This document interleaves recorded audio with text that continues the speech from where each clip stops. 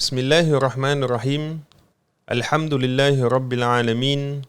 Wassalatu wassalamu ala asyrafil anbiya'i wal mursalin, Sayyidina wa maulana Muhammadin wa ala alihi wa sahbihi ajma'in. Uhayyikum bi tahiyyatil Islam, tahiyatan mubarakatan ala wahya. Assalamualaikum warahmatullahi wabarakatuh. Alhamdulillah, alhamdulillah, thumma alhamdulillah. Kita bersyukur kepada Allah Subhanahu wa taala kerana diberikan kesempatan untuk kita bertemu pada kali ini. Mungkin dalam keadaan yang berbeza, belum lagi kita berada di dalam masjid. Ala kulli hal, moga-moga dengan perhimpunan kita di sosial media ini mendatangkan manfaat kepada kita semua dan melepaskan rindu kita kepada rumah Allah Subhanahu wa taala. Amin ya rabbal alamin. Tuan-tuan perempuan sekalian, khususnya para jamaah Masjid Asy-Syafa'ah, saya mengucapkan ribuan terima kasih kerana memberi ruang dan juga peluang untuk kita kembali sama-sama kita mendalami ilmu-ilmu Allah Subhanahu wa taala, dan dalam masa yang sama kita mengetahui ayat-ayat Al-Quranul Karim. Moga-moga dengan itu Allah Subhanahu wa taala memelihara kita semua di dalam rahmah dan kasih sayangnya. Amin ya rabbal alamin. Jadi tuan-tuan dan juga perempuan sekalian, hadirin hadirat yang dimuliakan oleh Allah sekalian, khususnya para jamaah Masjid Asy-Syafa'ah, pada kali ini saya akan mengongsikan kepada tuan-tuan perempuan sekalian beberapa ayat-ayat Al-Quran, dan juga topik kita pada kali ini ialah kita akan membincangkan tentang tafsir ayat-ayat ahkam di dalam Al-Quranul Karim menggunakan kitab Rawa'i'ul Bayan, iaitu yang telah ditulis oleh ulama kita, iaitu Syekh Muhammad Ali As-Sabuni rahimahullah ta'ala. Moga-moga Allah Subhanahu wa ta'ala merahmati beliau, insyaAllah. Amin ya rabbal alamin. Jadi seperti mana yang kita tahu apabila kita bincangkan tentang tafsir ayat-ayat Al-Quran, antara surah yang paling penting dan juga yang paling popular, paling masyhur untuk kita mengetahuinya ialah suratul Fatihah. Dan suratul Fatihah adalah surah yang pertama yang berada di dalam Al-Quranul Karim, dan dia juga adalah pembuka bagi semua surah-surah yang ada di dalam Al-Quran. Hatta dengan perkataan Al-Fatihah itu sekalipun bermaksud pembuka daripada Al-Quran itu sendiri, maka tidak sempurna bagi seseorang itu apabila ia mendirikan solat, dia tidak membaca suratul Fatihah. Maka dengan itu, insya-Allah tuan-tuan dan juga perempuan sekalian, kita akan sama-sama mengongsi dan juga mengkaji ayat-ayat Allah Subhanahu wa taala, dan cuba kita mencedok sedikit sebanyak ilmu yang ada di dalam Al-Quranul Karim daripada sudut hukum hakam yang ada. Moga-moga kita dapat manfaat daripadanya, insya-Allah. Jadi yang pertama sekali tuan-tuan yang dirahmati Allah, perbincangan kita di dalam surah Al-Fatihah ini, saya akan kongsikan nama-nama yang telah diberikan terhadap surah yang pertama di dalam Al-Quran ini. Yang pertama sekali, nama yang paling popular yang digunakan ialah surah Al-Fatihah, iaitu perkataan Al-Fatihah itu sendiri ia adalah sebagai pembuka bagi Al-Quran, bagi surah-surah yang berada di dalam Al-Quranul Karim. Kemudian dalam masa yang sama juga ada di kalangan para ulama yang menggunakan Al-Fatihah ini sebagai Ummul Kitab. Namanya sebagai Ummul Kitab, iaitu ibu kepada kitab ini, iaitu Al-Quranul Karim. Sebagai contoh, kalau kita katakan dalam negeri kita ada ibu negeri ataupun kita ada ibu kota, hatta dengan tangan kita pun kita ada jari dan kita ada namanya ibu jari. Itu sebagai induk kepada satu perkara. Contohnya kalau kita kata kota negeri ataupun ibu negeri, dia adalah induk kepada negara tersebut.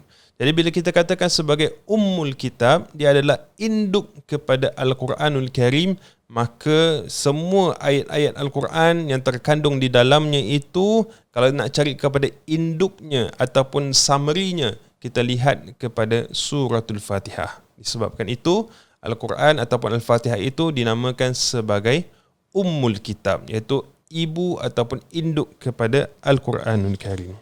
Kemudian dalam masa yang sama juga, Al-Fatihah ini boleh digelar sebagai Sab'ul Mathani. Sab'ul Mathani, yang bermaksud 7 ayat yang diulang-ulang.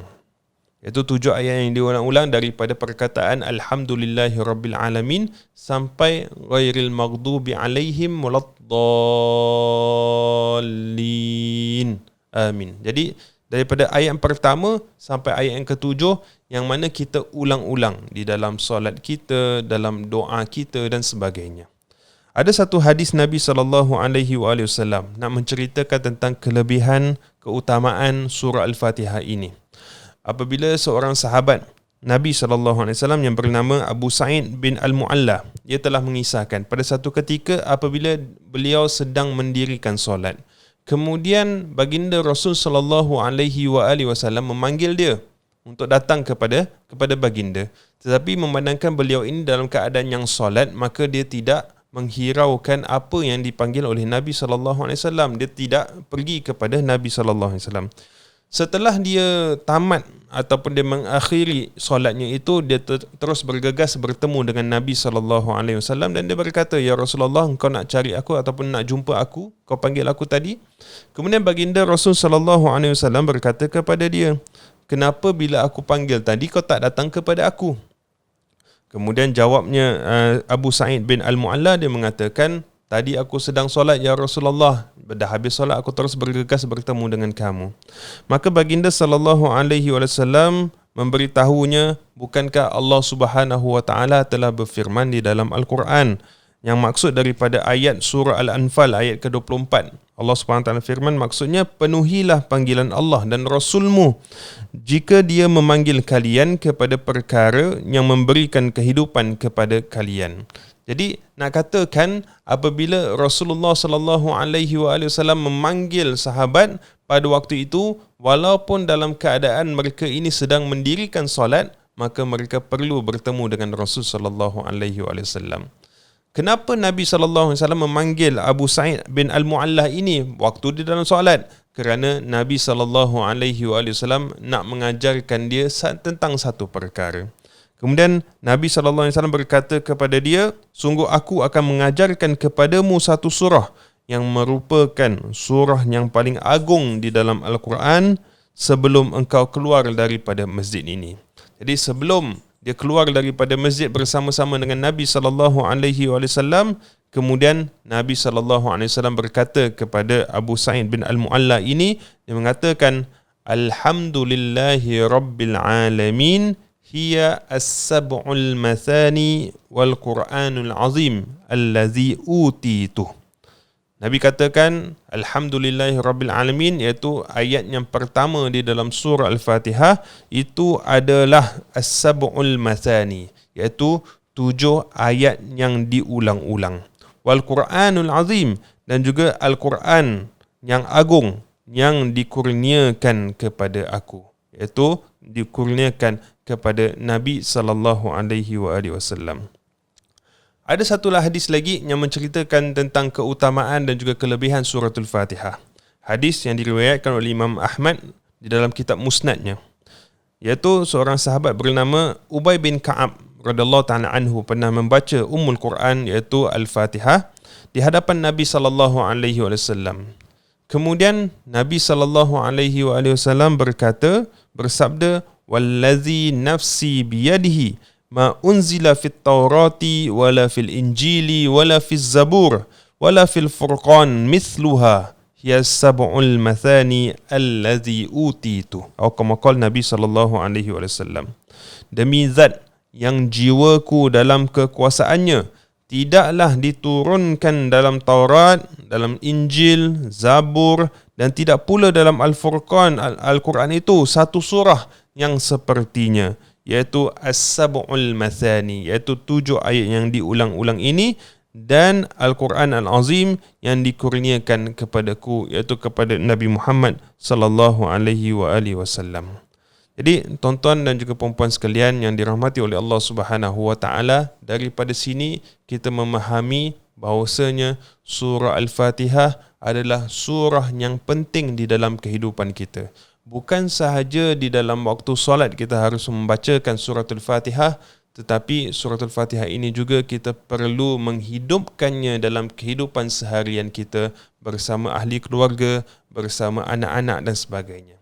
Dan di dalam surah Al-Fatihah juga ada satu doa yang kita minta daripada Allah Subhanahu wa taala, iaitu ihdinas siratal mustaqim, iaitu tunjukkanlah kami ya Allah jalan yang lurus, jalan yang engkau redai di atas muka bumi ini, jalan yang Allah Subhanahu wa taala inginkan kita menjalaninya dalam kehidupan kita ini. Jadi dengan itu tuan-tuan dan juga puan-puan sekalian, kita kena faham bahawasanya dalam kehidupan kita ini kita sedang berjalan menuju kepada Allah Subhanahu wa taala. Dan apabila kita berjalan menuju pada Allah, kita perlukan bimbingan, kita perlukan guidance, kita perlukan guide daripada Allah Subhanahu wa taala. Dan guidance yang Allah Subhanahu wa taala berikan kepada kita adalah Al-Quranul Karim. Dan khususnya apabila kita membaca Al-Quranul Karim, kita perlu memahami isi kandungannya. Dan apabila dalam awalnya kita nak memahami seluruh Al-Quran, itu adalah satu perkara yang sukar, tapi kita cuba memahami suratul Fatihah sebagai permulaan supaya kita ini semua dibimbing oleh Allah Subhanahu wa taala untuk kita memahami ayat-ayat Allah Subhanahu wa taala. Kemudian di antara keutamaan surah Al-Fatihah juga tuan-tuan dan juga puan-puan sekalian, antaranya di dalam kitab Sahih Muslim rahimahullahu taala yang diriwayatkan oleh Imam Ibnu Abbas radhiyallahu taala anhuma. Beliau pernah berkata, tatkala Rasulullah sallallahu alaihi wasallam bersama malaikat Jibril, tiba-tiba beliau mendengar suara daripada atas. Maka malaikat Jibril mengangkat pandangannya ke langit, kemudian dia berkata, pintu ini telah dibuka dari langit yang sebelumnya belum pernah dibuka. Jadi daripada hadis ini ataupun daripada kisah ini nak menceritakan malaikat Jibril AS pun tidak pernah melihat pintu langit itu terbuka kecuali apabila Allah Subhanahu wa taala ingin menurunkan suratul Fatihah kepada baginda Rasul sallallahu alaihi wasallam. Lalu malaikat turun dan datang kepada Nabi sallallahu alaihi wasallam. Maknanya malaikat yang lain datang bertemu kepada Nabi sallallahu alaihi wasallam dan dia berkata kepada Nabi, "Abshir bidunuraini utitahuma lam yu'tahuma nabiyyun kana qablaka. Fatihatul kitab wa khawatimu suratil Baqarah lam taqra' minhuma harfan illa u'titah." Atau kama qala. Yang bermaksud, berbahagialah dengan dua cahaya yang diberikan kepadamu, dan dua cahaya tersebut belum pernah diberikan kepada seorang nabi pun sebelummu, iaitu Fatihatul Kitab, iaitu Fatihah Al-Quran ataupun suratul Fatihah itu sendiri, dan akhir surah Al-Baqarah ataupun 3 ayat yang terakhir di dalam surah Al-Baqarah. Kamu tidak membaca satu huruf pun dari keduanya kecuali kamu pasti akan diberi, iaitu diberi kemuliaan, diberikan nikmat, dimakbulkan doa dan sebagainya dengan suratul Fatihah dan juga 3 ayat terakhir di dalam surah Al-Baqarah. Maka daripada itu tuan-tuan dan juga puan-puan sekalian, penting untuk kita memahami, menghayati, mengkaji suratul Fatihah sebagai permulaan dalam kehidupan kita. Kita baru saja meninggalkan bulan Ramadan, di mana bulan Ramadan ini adalah bulan turunnya Al-Quran. Maka selesai bulan Ramadan, janganlah kita tinggalkan Al-Quran macam mana kita tinggalkan Ramadan. Maka teruslah kita menghayati ayat-ayat Allah Subhanahu wa taala, memahami ayat-ayatnya, mengkaji ayat-ayat Allah, dan kemudian kita cuba untuk mengamalkan segala perintah Allah di dalam Al-Quran. Moga-moga kehidupan kita terpandu. Amin ya rabbal alamin. Jadi setakat ini sahaja dalam episod pertama dalam perbincangan kita daripada kitab tafsir ayat-ayat ahkam. Moga-moga apa yang dikongsikan mendatangkan manfaat, dan insya-Allah kita jumpa lagi dalam episod seterusnya. Aqulu qawli hadza wa astaghfirullahal azim li wa lakum. Wassalamualaikum warahmatullahi wabarakatuh.